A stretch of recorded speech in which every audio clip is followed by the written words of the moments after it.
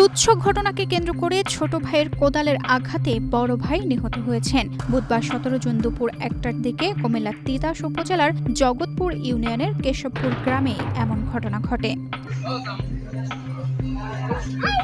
নিহত মানিক মিয়া কেশবপুর গ্রামের হাবিবুর রহমানের ছেলে। পারিবারিক সূত্র থেকে জানা যায়, বাড়ির টিউবওয়েল ব্যবহারের বিষয় নিয়ে মানিক মিয়ার সঙ্গে তার ছোট ভাই ওদের স্বপ্ন পূরণে পাশে থাকতে পেরে আমরা গর্বিত। রাজীব মিয়ার বাগবিতণ্ডা শুরু হয়। এক পর্যায়ে উত্তেজিত হয়ে রাজীব মিয়াকে ধাক্কা দিয়ে মাটিতে ফেলে দেন এবং কোদাল দিয়ে গলার বাম পাশে একাধিকবার আঘাত করেন।